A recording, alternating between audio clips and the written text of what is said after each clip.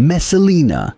The name was already a scandal while she lived and became synonymous with licentiousness for 2,000 years.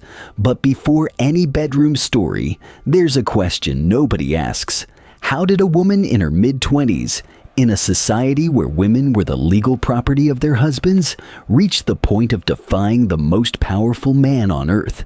The answer isn't in the sheets, it's in power. Rome, 48 AD.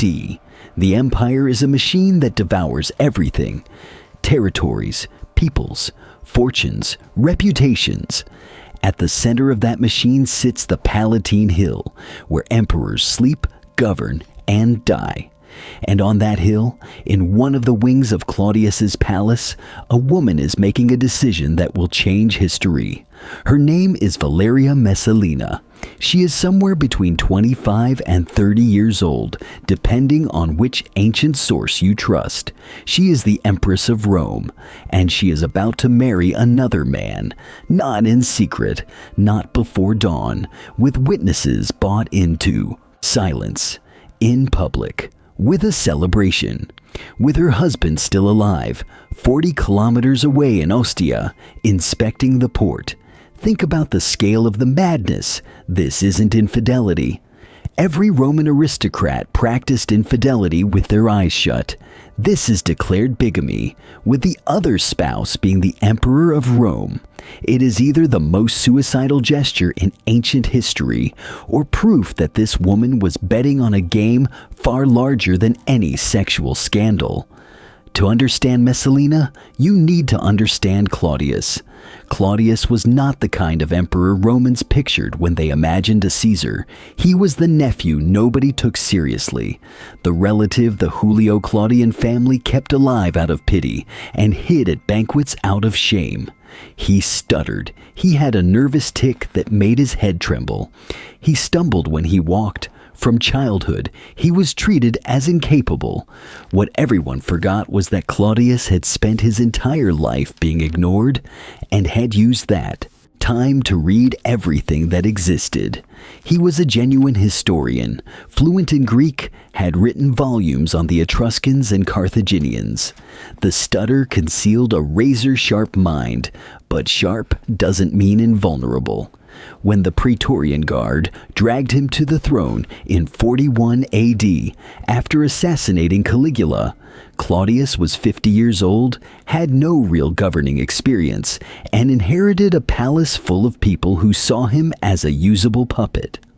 Messalina was around 15 when she married him, a few years before his rise to the throne. Her exact age varies depending on which ancient author you consult, but all of them agree on one point. She was far too young, he was far too old, and there was nothing remotely affectionate about this marriage. It was a political alliance, like every marriage in that family. What nobody calculated was what she would do with the title. Empress of Rome was not a decorative position. It was a genuine gravitational center of power. People who wanted access to the emperor needed to pass through his wife. People who wanted favors needed to please her. Those who crossed her path could find themselves in serious trouble. And the historical record here is brutally clear. Messalina had people killed. This is not rumor, not posthumous slander. Tacitus and Suetonius document specific cases. She accused men of treason or of sexual involvement with her, only to have them liquidated and their fortunes confiscated afterward. She eliminated political rivals with the cold elegance of someone who understands that power without violence is merely prestige. Appius Silanus, executed. Julia Livilla, exiled and killed. Poppaea Sabina, the mother, not the more famous woman of the same name, forced to suicide.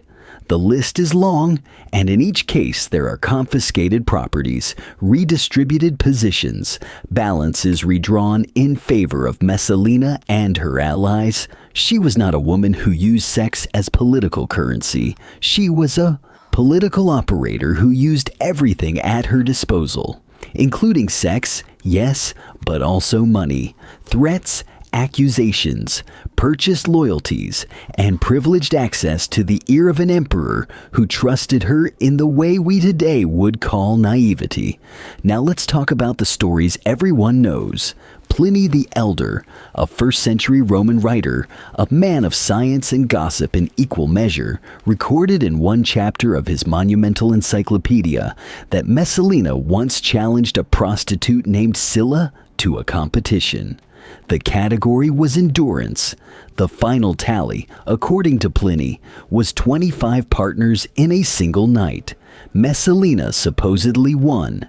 Juvenal, the Roman satirical poet, places her leaving the palace at night in disguise, hair tucked beneath a dark wig, going to work in a cheap brothel under the name Lysiska, little she-wolf, and only returning in the morning, exhausted and still unsatisfied.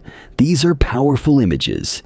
They are also texts written by men decades after her death, with an obvious appetite for sensationalism, within a literary tradition that loved to paint powerful women as sexually uncontrollable.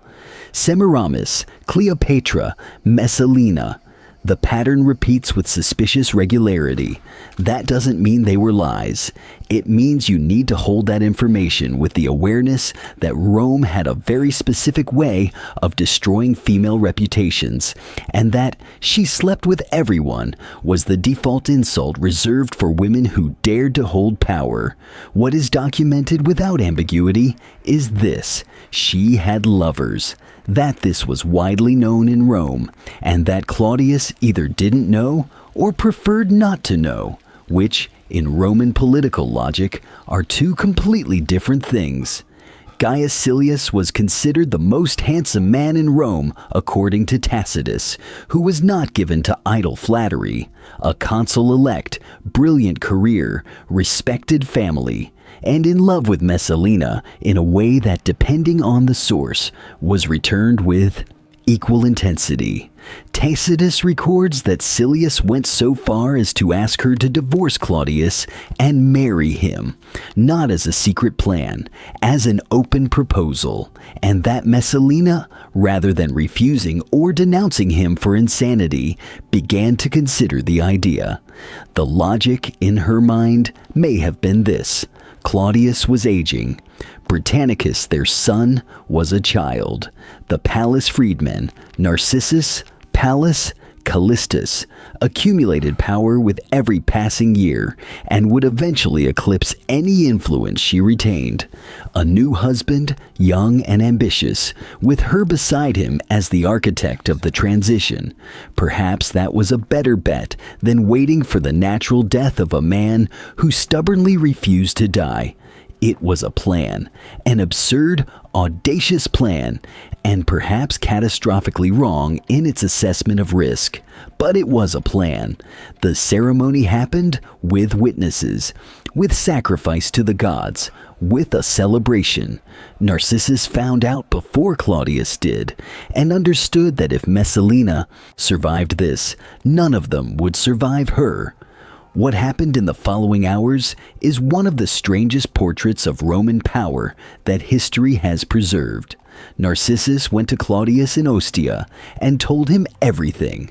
Claudius, according to Tacitus, was silent for a long time. Then he asked, "Am I still emperor?" That is not the reaction of a betrayed husband. It is the reaction of someone trying to understand whether the floor still exists.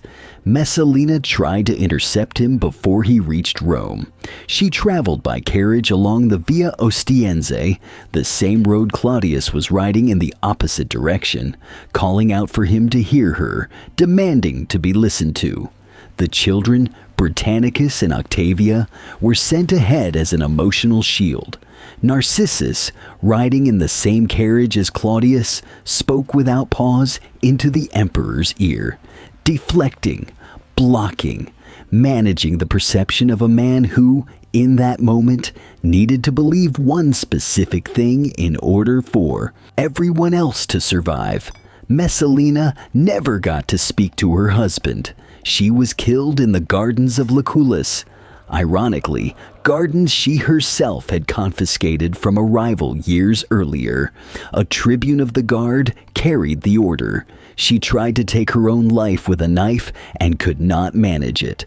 The tribune finished the task. She was around 30 years old, perhaps younger.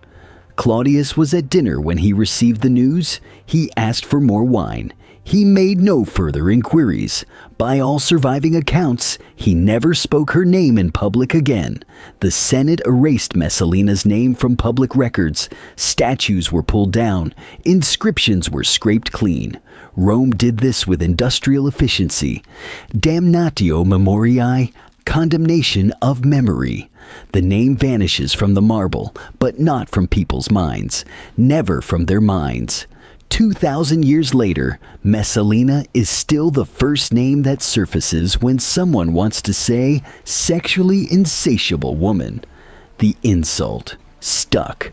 The political operator, the woman who played on a board where any mistake cost everything. She got buried beneath the brothel stories. It's worth asking who wrote the history and why. There is one detail that Tacitus records almost in passing, without commentary, as if it were too obvious to warrant analysis. On the day of the execution, Messalina's mother was with her, Domitia Lepida.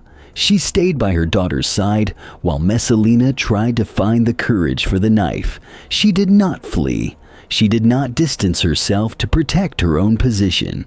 She stayed in a family where loyalty was currency and affection was strategic weakness. That may be the most human detail in the entire story. What you do with a power that consumes everything, including you, remains an open question. Messalina bet heavily, miscalculated, and lost, but she played. In a world where women couldn't even serve as witnesses in a courtroom, she played as an equal against the most dangerous men in the empire. She lost, but she played. Tell me in the comments, do you think she had a real plan to seize the throne? Or did she simply lose control at the end?